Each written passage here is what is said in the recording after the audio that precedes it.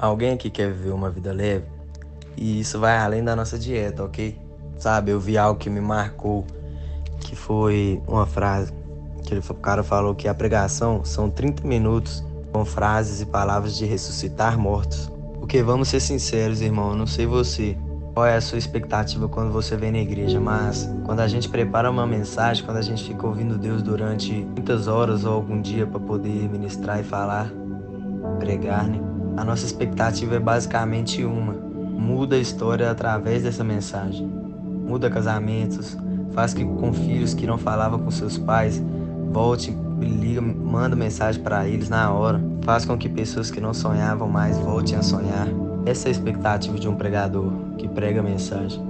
Mas agora, o que eu acho maravilhoso é aquele que compartilha a mensagem. Tem essa expectativa, irmão, imagina aquele que é a própria mensagem. Jesus, ele tá aqui, tá dizendo: irmão, eu só preciso que você abra espaço para mim entrar para sempre na sua história. E é sobre isso que eu quero falar, irmão. Uma vida leve, irmão. Jesus não te projetou para você viver cansado.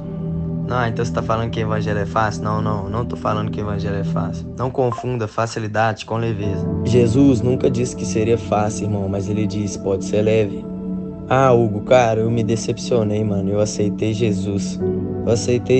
Parece que tudo piorou, irmão. Para com isso, já estava assim. Mas era você que não enxergava. A questão é que o evangelho retirou as suas vendas. Você estava cego, mas agora você passa a ver o lixo que você estava vivendo. Irmão, eu não sei se você já percebeu, mas eu fumei antes da minha conversão. Eu fumava muito. Fumava cigarro e outras coisas. Quando a gente está nesse ambiente, irmão, a gente não consegue mais perceber o cheiro. Você não consegue mais perceber o cheiro. Mas quando você entrar num ambiente puro, um ambiente ao ar livre, e você chegar, irmão, todo mundo consegue sentir o aroma que você tá. Portanto, que eu chegava perto de muitas pessoas, ela falava: nossa, mano, você tá num aroma de cigarro, tá com muito cheiro. Então, irmão, guarda isso. A conversão é basicamente isso. É Deus tirando as vendas e a gente percebendo o lixo que a gente já estava acostumado a viver. A gente já não percebia mais. Mas quando a gente chega perto de outras pessoas, que elas começavam a ver. Então é isso, o evangelho é basicamente isso. Você fala: tá tudo desmoronando. Não, sempre esteve. Era você que não enxergava. Mas agora entenda uma coisa: tem momentos que parece estar tudo desmoronando. Mas entenda isso, só está se encaixando. Deus está falando: fica tranquilo, que tudo vai fazer sentido lá na frente. A gente tem que pontuar isso. Uma vida leve não significa uma vida fácil. O evangelho não vai poupar a gente das lutas. Pelo contrário, irmão, é o processo que transforma meninos em homens. É o processo que vai tirando da gente o nosso mimimi. Vai fazer que a gente continue crendo que Deus vai fazer apesar das circunstâncias. Eu vi uma história que era um apartamento e começou a tocar todos os sinais de incêndio. E não era uma simulação, eles precisavam correr. E era uma família, eles se encontraram na sala e tava todo mundo assustado: o que tá acontecendo? Aí o sacerdote daquela família, né, falou: gente, é um incêndio, a gente precisa correr. Aí nessa hora alguém tem que levantar com a voz de comando, né? Porque cada um fica pensando em fazer uma coisa, todo mundo desespera. Um se levantou e falou: gente, vamos fazer o seguinte, pega as crianças, todas as mulheres descem, eu vou ficar com meu pai e a gente vai pegar os documentos. Aí a gente vai descer. Eles desceram, tava uma loucura. Eles chegaram até lá embaixo, foi muito rápido o atendimento. Foi vários carros de bombeiro e os bombeiros entrando com aqueles tanques de oxigênio, aquela operação toda. E aí, sabe uma coisa que eu reparei nessa história? Entende isso? No meio de um incêndio, você só consegue priorizar o que é prioridade. No meio do incêndio, quais são as únicas coisas que você pensa em pegar para fugir da sua casa? Sua carteira e seu cartão de crédito. Não, tô brincando. Não, a única coisa que você pensa: eu tenho que pegar minha filha, minha esposa, as crianças, e eu tenho que pegar o meu documento, né? Ah, onde você tá querendo chegar? Entende isso? Sabe o que eu percebi? Foi Deus falando: sabe, filha, é isso que eu tenho pra vocês. É você viver como se tudo ao seu redor tivesse em chamas. Por quê? Porque parece que quando tudo tá em chamas, a gente não tem tempo pra carregar peso que Deus não chamou a gente pra carregar. Quando tá tudo em chamas, você vai priorizar aquilo que é prioridade pra você. Então tem duas coisas que você não pode perder. Entende isso? Duas coisas, irmão, que você não pode perder: a sua identidade e a sua família. No meio de um incêndio, você não tá preocupado com aquele tênis que você comprou barato. Você não tá preocupado, irmão, você só quer levar aquilo que é prioridade. E Deus foi falando: é esse estilo de vida que eu tenho pra vocês. É uma vida sem distrações. Mas não vai ser fácil, filho, mas pode ser leve. Tira de você, da tua casa, da tua família, da sua jornada, aquilo que é desnecessário. Às vezes a gente está priorizando aquilo que Deus nunca priorizou. Às vezes a gente está valorizando aquilo que Deus nunca valorizou. E sabe qual que é o problema? Existe um espaço definido. Quando a gente coloca coisas na nossa mochila que não são prioridade, vai faltar espaço para aquilo que é prioridade. A mochila vai ficar cheia. Quantas pessoas que você conhece que abriram mão de serviço para ter uma vida com a família? O cara prosperou e conquistou tudo que ele queria, mas perdeu os filhos. Os filhos cresceram e ele não estava lá. A esposa ficou por anos e ele não estava lá. E o que eu quero compartilhar com você é que para a gente viver uma vida leve, a gente tem que entender que nenhum sucesso justifica o fracasso da nossa casa. Então eu quero compartilhar com você alguns pontos aqui. O primeiro ponto que eu quero compartilhar é que a gente precisa avaliar sobre o que a gente está construindo na nossa história. Olha o que Mateus 7 diz. Você já deve conhecer essa passagem, mas acompanha comigo, por favor. Mateus 7, 24 diz: Pois todo aquele que escuta essas minhas palavras e as pratica é semelhante a um homem prudente que edificou sua casa à rocha. Desceu a chuva e correu os rios, sopraram os ventos e combateram aquela casa, e ela não caiu, porque estava edificada sobre a rocha. E aqueles que ouvem as minhas palavras, mas não as cumprem, eu vou compará-lo a um homem insensato que edificou sua casa sobre a areia, e desceu a chuva, e correram os rios, e sopraram os ventos, combateram aquela casa, e ela caiu. Foi grande a sua queda. Sabe o que eu acho interessante nessa passagem que eu acabei de compartilhar com vocês? Que é um detalhe simples, mas talvez para outros nem deve ter chamado a atenção. A Bíblia está falando de 2 tipos de homens, 2 tipos de histórias e 2 tipos de fundamentos, ok? Ou seja, o fundamento não é só aonde começa a colocar os tijolos, mas é no alicerce onde você constrói e ninguém vê. Na verdade, o que esse homem está dizendo é o seguinte: olha, o imprudente, ele não precisa construir alicerce. Ele não está preocupado em construir aquilo que ninguém vê. Por quê? Porque ele está preocupado em construir aquilo que todo mundo consegue ver. Aquilo que todo mundo consegue enxergar. Então ele está dizendo, o imprudente, ele não tem preocupações com os princípios. Ele tem preocupação com a exposição. Ele quer mostrar para todo mundo que a casa dele está pronta. A casa pode ser o seu trabalho, a sua empresa, o seu legado, a sua história, o seu ministério, a sua vida. E o que Jesus está dizendo é, olha, vai ter um momento que vai vir dificuldades, tanto para quem está em Deus e tanto para quem não está em Deus. Você já parou para pensar que pelo fato da fundação ser uma das partes mais caras de uma construção, talvez aquele cara que não tinha princípios gastou menos dinheiro do que aquele que tinha, levou menos tempo para construir do que aquele que tinha? A sua pergunta deve ser, Hugo, onde você quer chegar? Eu vou te explicar. A grande verdade é que nessa jornada de fé que a gente tem, quando a chuva forte vem, quando os desafios vêm, a questão não é quem terminou mais rápido a construção. A questão é quanto tempo ela dura. Porque sem Deus você pode correr e pode conquistar aquilo que você sempre sonhou. A pergunta que a gente vai ter que responder é, quanto tempo isso dura, irmão? Porque para viver uma vida leve não tem a ver só com aquilo que você constrói. Tem a ver com onde está a nossa confiança, onde foi construído. Tem momentos que parece que nada está acontecendo. Tem uma frase que eu ouvi e achei maravilhosa. O poder mais explosivo de uma semente acontece em um ambiente onde ninguém enxerga. Você pega uma semente, ela é sua, ela está nas suas mãos. A partir do momento que você coloca ela sobre a terra, você não tem controle sobre ela, você não consegue enxergá-la, mas existe um milagre acontecendo. Está gerando raízes que vão frutificar. Tem momentos na nossa vida em que parece que nada está acontecendo. Você já teve um momento assim? Você olha para aquele teu primo que não quer nada com Deus, você fala, Jesus do céu, olha o que está acontecendo com a vida do cara, eu estou aqui me esforçando, parece que nada acontece. Você olha para outras pessoas, outras famílias, e Deus está falando, ei filho, aquietai-vos e sabeis que eu sou Deus. Não tem a ver com a velocidade com que você vai chegar lá, mas quanto tempo vai durar o que eu tenho para você. O que eu tenho para você é eterno e dura para sempre. Então, irmão, para a gente avaliar como a gente tem construído a nossa história, quero compartilhar algumas coisas que a gente tem que reavaliar sobre as construções dela. E a primeira coisa que eu quero compartilhar é o que tem guiado a gente. Irmão, vamos ser sinceros, às vezes o que tem guiado a gente é a multidão. Tem momentos que a gente está mais preocupado com o que os outros estão dizendo do que o que Deus diz ao nosso respeito. O O Rick Yall, ele diz algo maravilhoso. Ele disse assim: ser controlado pelas opiniões dos outros é uma forma segura de jamais atingir o propósito de Deus para sua vida. A multidão é enganosa, irmão. A mesma multidão que saudava Jesus, dias depois, gritavam: crucifiquem-o. A multidão vai sempre aplaudir, e às vezes a gente se ilude com os tapinhas nas costas e recebe. E Deus está falando aí: cuidado, porque pior que a perseguição pode ser uma bajulação. Aqui é um exemplo claro que a multidão pode impedir que algum milagre de Deus chegue na sua casa. Vou dar um exemplo claro, bíblico, e que o próprio Jesus deixa claro. A presença da multidão pode representar a ausência do milagre que você precisa. Acompanha comigo, está em Mateus 9. Mateus 9, 23 diz assim: quando Jesus chegou na casa do dirigente da sinagoga e viu os flautistas e a multidão agitada. Irmão, guarda aí, se tinha flautista é porque pro povo já tinha uma coisa certa: a mulher estava morta.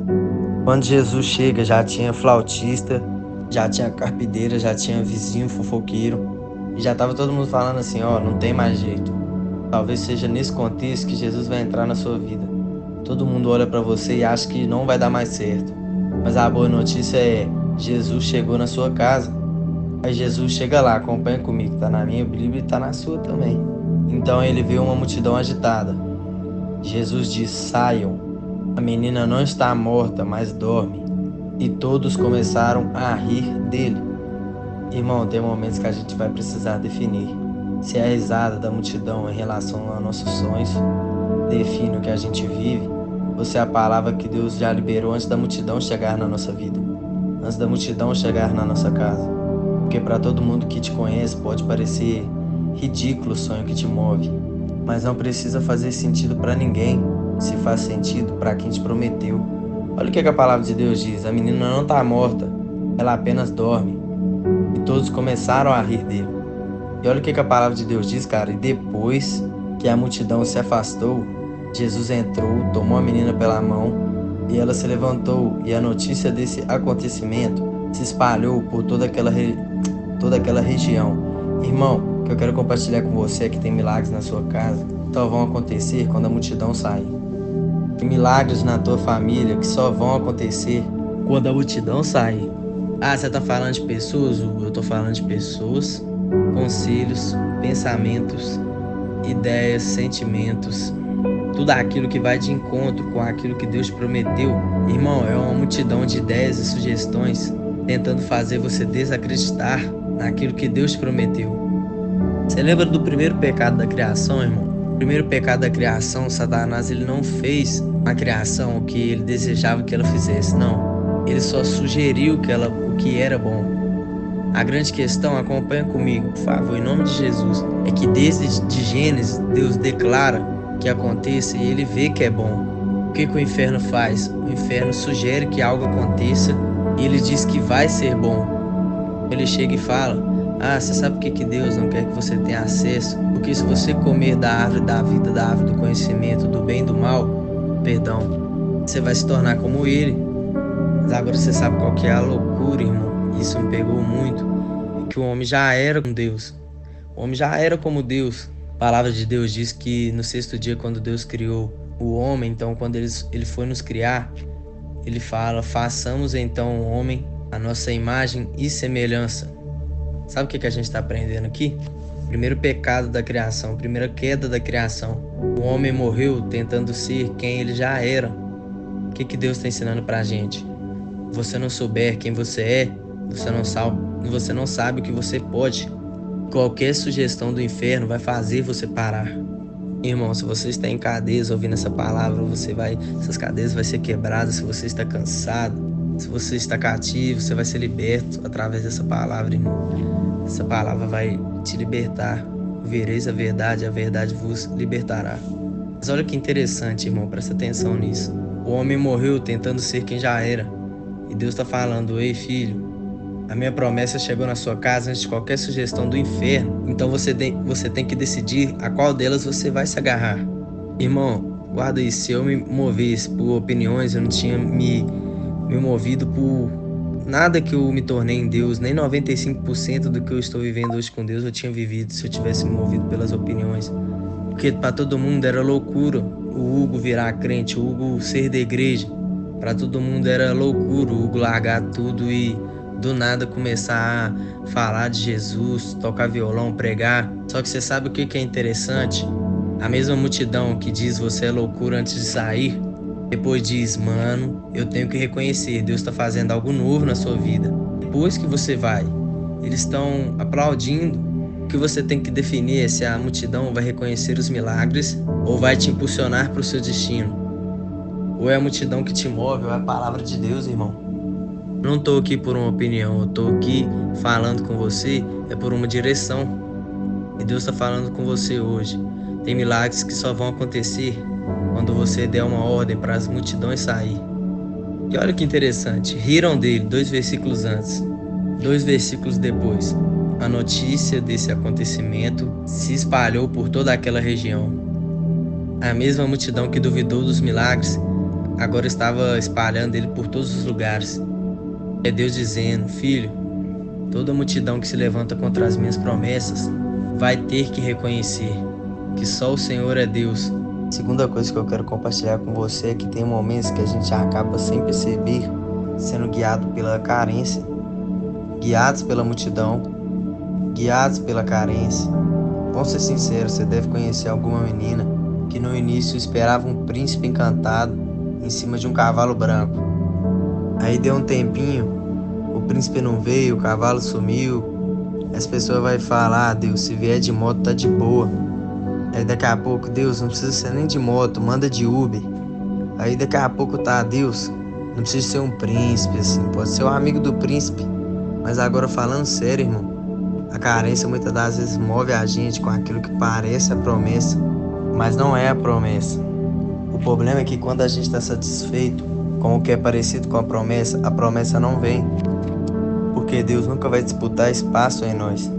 Ou a gente se satisfaz com aquilo que parece que Deus prometeu, ou a gente vai se agarrar só àquilo que Deus prometeu. Carência tem frustrado muita gente, você sabe por quê? Porque às vezes a gente tem a convicção que não vai dar certo no namoro e a gente tem que insistir, a gente tem que insistir para ver que não deu certo depois que casou. Ah, eu sempre achei que ia dar errado. Então para que você casou? Ah, para ter certeza. Eu tava certa. Que é isso, irmão? Vamos ser sinceros, a grande questão é que se você começa um relacionamento, seja ele qual for, eu tô dando o exemplo aqui de relacionamento, seja qual for, relacionamentos amorosos, uma sociedade, a sua empresa, uma aliança no seu ministério, se você começa qualquer relacionamento com as motivações erradas, você só consegue manter pelas motivações erradas também, porque aquilo que dá início nas coisas que você faz vai ser a mesma coisa que vai manter aquilo fluindo também. Aí a pergunta é, se o teu namoro te afasta de Deus, o que te faz acreditar que o seu casamento vai aproximar dele?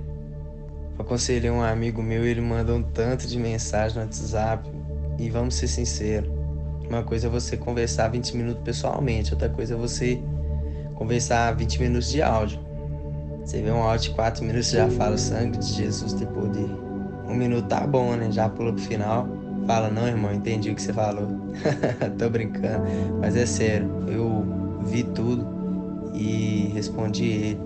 E alguns, eu cheguei a ver uma história, essa história.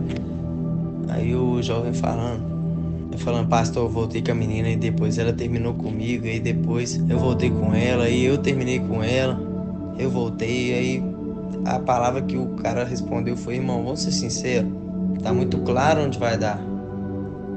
Essa inconstância no namoro, você acha que ela vai se tornar constância em seu casamento? Tem problemas que a gente está enfrentando que desde o princípio a gente já sabia que seria problemas. Mas porque a gente estava carente, a gente tentou colocar em pessoas, alianças, empresas, lugares, a expectativa de suprirem aquilo que só Deus pode suprir. A grande verdade é que é uma covardia, irmão. Tem tantas mulheres que estão reclamando dos esposos e eles são incríveis. Ou vice-versa. Ah, irmão, não sei o que você está reclamando. Ah, ele não cuida de mim. Ele lava as louças, faz as compras. Ele é carinhoso, sai com as crianças. mas sempre deixa a toalha molhada. Irmã, pelo amor de Deus, deixa eu te falar. Aonde você quer chegar?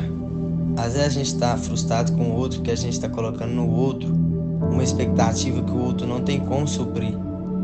É por isso que quando pessoas perguntam: você acha que o casamento faz a gente feliz? Não, irmão. O casamento não vai te fazer feliz. Você tem que ser feliz antes de casar. Porque quando o homem feliz casa com uma mulher feliz, não tem como dar errado. Os dois são felizes juntos, os dois transbordam. Mas agora, quando o homem que tem um buraco dentro de si casa com uma mulher que tem um buraco dentro de si, achando que um vai preencher o outro, os dois vão ficar passando mal junto. E Deus está falando: eu não vim aqui para suprir sua carência, eu vim para preencher todo o seu vazio, porque só eu sei o que falta dentro de você. Eu te fiz completo, eu sei o que está faltando. Para viver uma vida leve, a gente tem que parar para analisar o que está guiando a gente. Mas tem momentos que a gente está sendo guiado pelo medo, e isso é uma chave que pode mudar histórias. Quando o medo define os meus limites, eu estou dando para o medo o governo da construção da minha história. Porque se o medo de fazer define o que eu faço, é o medo que diz até onde eu posso ir, e não a promessa que eu recebi.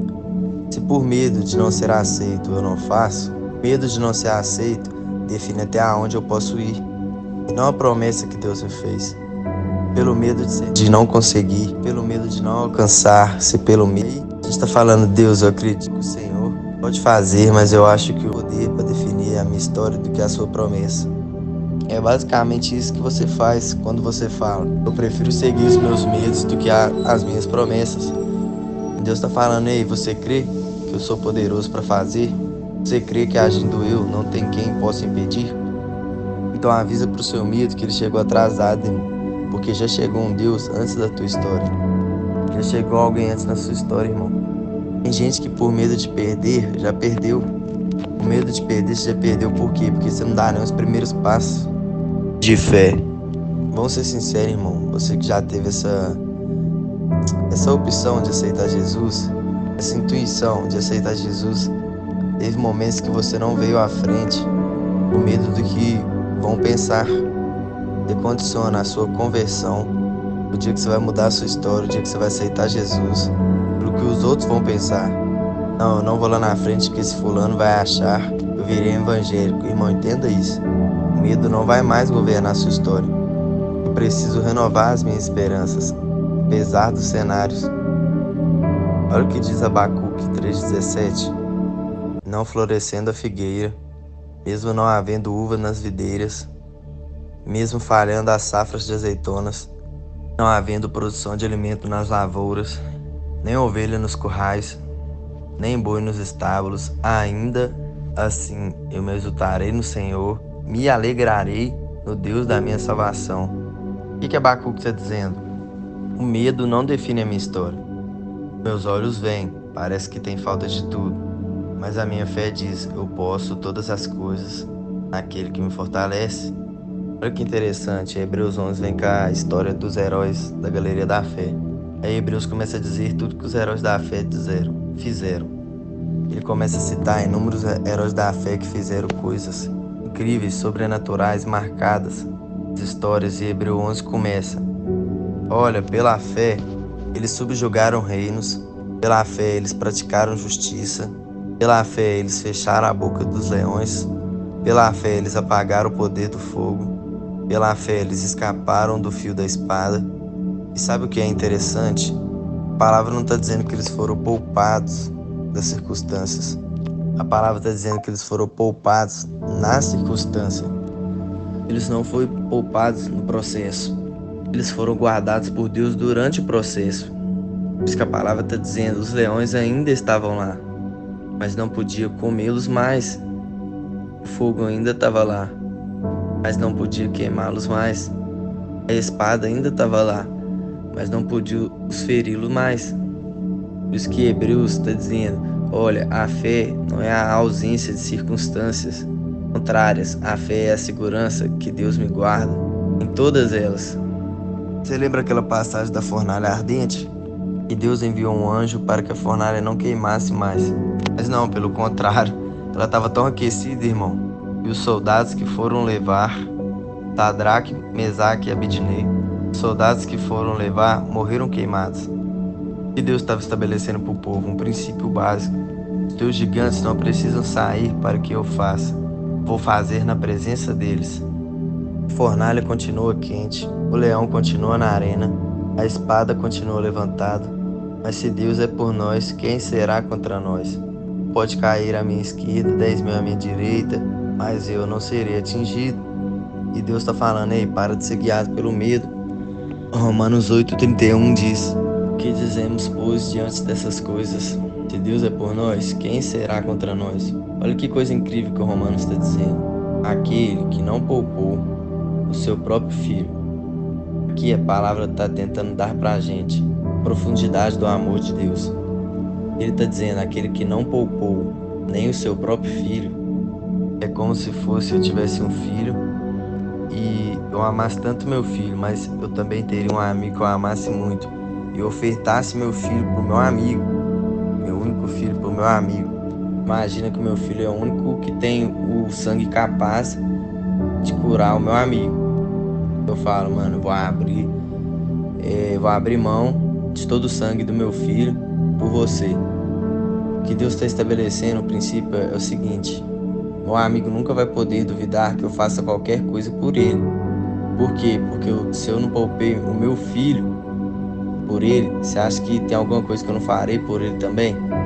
É basicamente isso, irmão. Esse exemplo foi meio sem lógica, não sei se deu para entender. Mas é basicamente isso que Paulo está falando, irmão. Aquele que não poupou o seu único filho, mas o entregou por todos nós, como não nos dará também, juntamente com ele, de graça todas as coisas?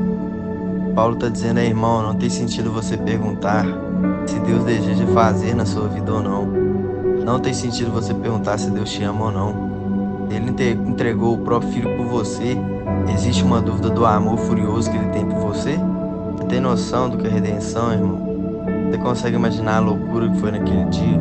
A beleza do céu foi completamente coberta de dor. Você consegue imaginar a loucura que foi naquele dia? Satanás e seus demônios assistindo, o verbo da vida tocando o chão do Hades. Você consegue imaginar?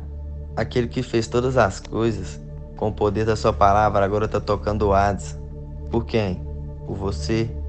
Então ele está dizendo, olha, quando você entender a largura, a altura e a profundidade do meu amor por você, o medo não vai fazer mais sentido.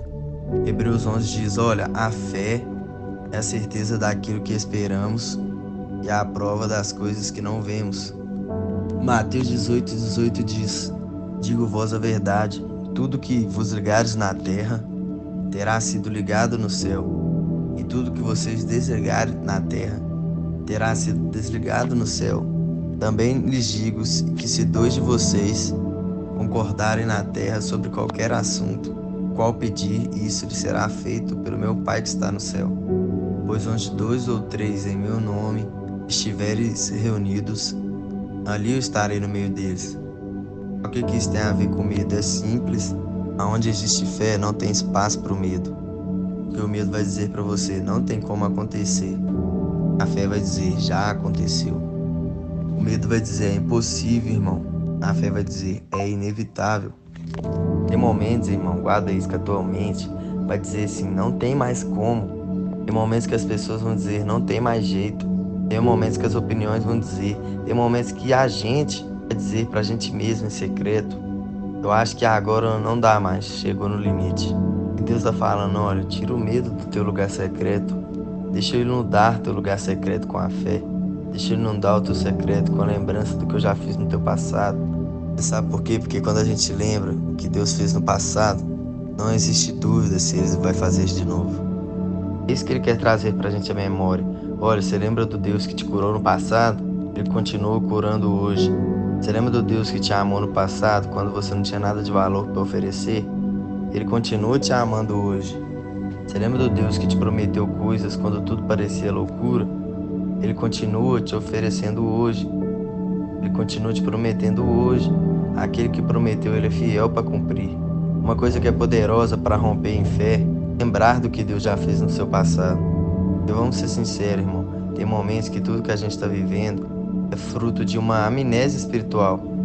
uma mensagem dessa, Deus trazendo à sua memória coisas que Ele fez há muitos anos atrás. Mas entende isso, irmão, no meio da correria, a gente vai carregando tantas bagagens, a gente esquece que se a gente continuar confiando, pode ser leve.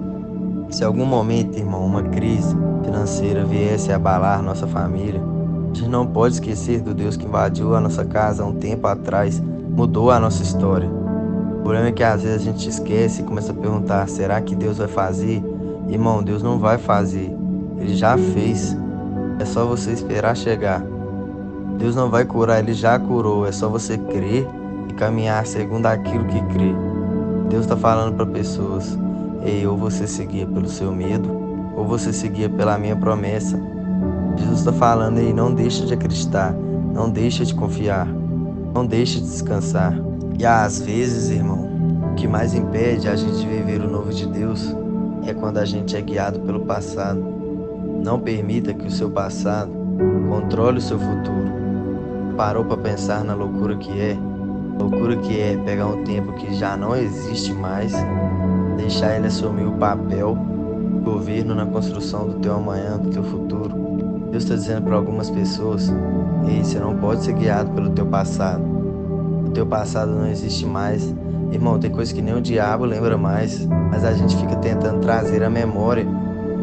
Tem coisa que a gente está falando com Deus e Deus está falando, desculpa, eu não sei o que você está falando. Como assim, Deus? Eu não sei. Porque eu declarei lá atrás que aqueles que estão em Cristo, as coisas velhas se passaram e tudo se fez novo. Olha que frase incrível, não sei o autor. Nós somos produtos do nosso passado, mas nós não precisamos ser prisioneiro dele. Tem coisas que você passou no passado? Tem. Ah, eu fui ferido no passado. Ok, eu também. Ah, eu fui traído no passado. Ok, eu também te entendo. Ah, eu fui rejeitado, eu fui abusado, eu fui esquecido. Irmão, entende uma coisa? A partir de hoje não tem mais a ver com o que você viveu. Tem aquilo que tem a ver com aquilo que você vai viver. A partir de hoje não tem mais a ver com o tipo de pai que você teve. A partir de hoje tem a ver com o tipo de pai que o seu filho vai ter. Deus está falando, ei, eu estou te dando uma nova oportunidade, escrever uma nova história, esquece o passado, deixa isso para trás, abra mão de tudo aquilo que é pesado, foca no novo. Atos 2 diz que estava todo mundo reunido em um só lugar. Estava todo mundo reunido esperando o cumprimento da promessa. Então veio sobre eles um vento impetuoso. Atos 2,14. Encheu aquela casa. E aí a Bíblia diz que eles começaram a falar em novas línguas. E aí todo mundo ao redor daquela casa começaram a achar que eles estavam bêbados. E Atos 2,14 diz que Pedro se levantou, com os 11 em alta voz ele se dirigiu, e ele disse, ei, homem da Judéia, todos que vivem em Jerusalém, deixa eu explicar a vocês o que aconteceu aqui. Esses homens não estão bêbados como vocês supõem. Ainda são 9 horas da manhã. Pelo contrário, isso é o que foi predito pelo profeta Joel. Nos últimos dias, diz Deus, eu derramarei meu espírito sobre todos os pobres. Os seus filhos e as suas filhas profetizarão. Os seus jovens terão visões e seus velhos sonharão. A promessa que Deus cumpre por nascimento da igreja primitiva é derramamento do espírito para que os filhos profetizem, para que os jovens tenham visões, para que os velhos sonham. Você está comigo? Agora, sabe o que é interessante, irmão? Profetizar, sonhar e ter visões de futuro. Todas essas coisas não falam do passado. Deus está falando o que eu tenho para fazer em você a partir de hoje. Não tem a ver com o que ficou para trás, mas aquilo que está por vir. Por isso que ele diz, olha, eu vou derramar sobre os seus filhos unção para você profetizar. Por isso que eu vou derramar sobre os velhos capacidade de continuar sonhando. Talvez você está vendo esse vídeo, eu não sei a idade que você tem, mas para alguns sonhos você pode se achar velho demais. Talvez para algum projeto você pode se achar velho demais, talvez nem sendo tão velho. Deus está falando, ei, ainda dá tempo, não para de sonhar. Mas agora se para as crianças, Deus diz, vai dar unção profética. Se para os velhos ele vai dar possibilidade de sonhar, para os jovens eu vou dar visões. Entende uma coisa? Deus quer dar visões para pessoas enxergar aquilo que ninguém está enxergando. Agora a tua visão não é para ver o que ficou para trás. A tua visão é para enxergar aquilo que ninguém mais está enxergando. Deixa o passado para trás, deixa o medo para trás. Deixa o medo, a carência para trás, sabe? Nem o diabo tá preocupado mais com o seu passado. Ele sabe que em Cristo ele já não existe mais. O diabo ele tá querendo frustrar é o seu futuro, irmão. Sabe uma história muito linda que tem na Bíblia? É quando fala a respeito de Jesus voltando para visitar os discípulos no meio do mar. Presta atenção. João 21:2 diz que estava lá junto Simão Pedro, Tomé, Natanael, os discípulos de Zebedeu e outros 2 discípulos. Pedro disse: eu vou pescar. E os outros disseram: eu vou com você. Então eles foram, entraram no barco e naquela noite eles não pegaram nada. E ao amanhecer, Jesus estava na praia. Entende isso? O que tinha se passado até esse momento? Vou te explicar. Pedro já havia dito que não conhecia Jesus por 3 vezes. Por 3 vezes ele havia negado o mestre. Jesus já havia sido crucificado. Irmão, quando algumas crises acontecem, o que a gente faz?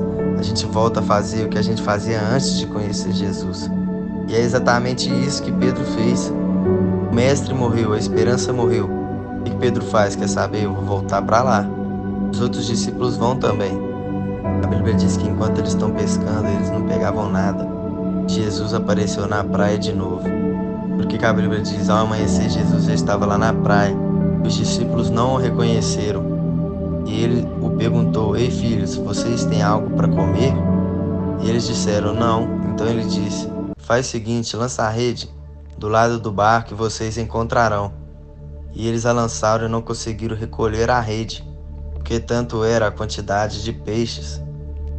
O discípulo a quem Jesus amava chega para Pedro e diz: ei Pedro, é o Senhor. João chega e diz e fala: Jesus voltou.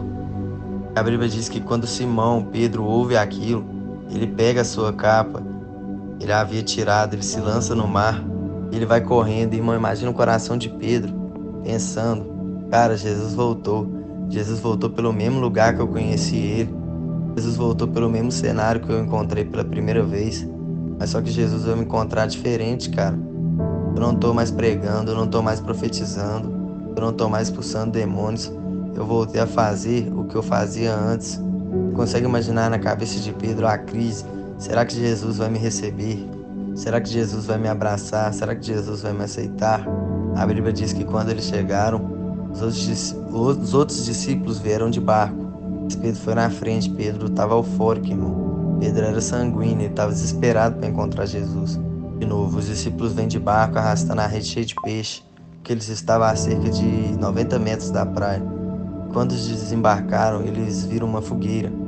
Havia peixe sobre as brasas e um pouco de pão. Havia peixe e havia pão. A primeira coisa que eu quero compartilhar com você é que tem coisas que a gente está matando para conquistar. Mas quando a gente corre para Jesus, já está pronto, só esperando a gente chegar. Quando Jesus chega naquele cenário, ele fala: ei filhos, vocês têm o que comer? Eles disseram: não, Senhor. Mas só que quando eles voltam para a praia, não só as redes estão cheias. A Bíblia diz que Jesus já está com peixe na brasa preparado e pão. Jesus está falando para alguns aqui: ei filho, eu vim aqui só para te lembrar. Aquilo que você está cansando-se para conquistar, eu já conquistei para você. Sabe o que eu acho maravilhoso nisso? Eu já finalizo aqui. Pedro chega para Jesus e a Bíblia diz que nesse encontro, Jesus chega para Pedro e fala: ei Pedro, você me ama? Irmão, presta atenção nisso. Pedro estava envergonhado. A Bíblia diz, com detalhes, que no momento que Pedro está negando Jesus, o olhar dele se encontrou com Jesus.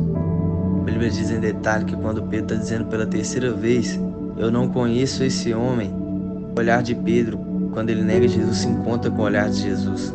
Jesus olha para ele, ele se entristece. Sabe por quê? Porque não havia ódio em Jesus, havia o mesmo olhar que tinha de quando o encontrou desde a primeira vez. Agora esse olhar chega para Pedro e fala: Pedro, você me ama? Pedro chega e fala: Senhor, tu sabes que eu te amo. Então Pedro, apacenta de mim as minhas ovelhas. Aí Jesus chega para Pedro e fala: Pedro, você me ama? A Bíblia vai e diz que Pedro, ele fica triste pela existência de Jesus. Senhor, tu sabes de todas as coisas, tu sabes que eu te amo. Ele fala: então Pedro, apacenta de mim as minhas ovelhas. Pela terceira vez Jesus pergunta: ei Pedro, você me ama?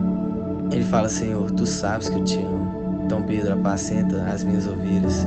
Basicamente o que Jesus disse é: Pedro, volta a fazer o que eu te chamei a fazer, o que você estava fazendo. Talvez para algumas pessoas pode parecer que Jesus estava carente. Talvez Jesus queria ouvir se ele era amado, mas não é isso, irmão. Jesus estava dando mais uma chance, porque por 3 vezes Pedro disse que não conhecia Jesus. Agora por 3 vezes Pedro disse que ele a amava. Talvez pode ser assim que algumas pessoas vão estar vendo esse vídeo. Você pode em algum momento ter desacreditado do que Deus te prometeu, mas Deus está dizendo aí, você pode ter até desistido de mim, mas eu não desisti de você. Você pode ter até esquecido de mim, mas eu não esqueci de você. Pode uma mãe que amamenta seu filho esquecer dele? Mesmo que isso aconteça, eu jamais esquecerei de você, diz o Senhor. Deus está falando aí, você pode até achar que os projetos que eu já prometi para você, você pode estar até achando que não vai acontecer, mas por mais que você não acredite mais, eu jamais deixei de acreditar. Aleluia.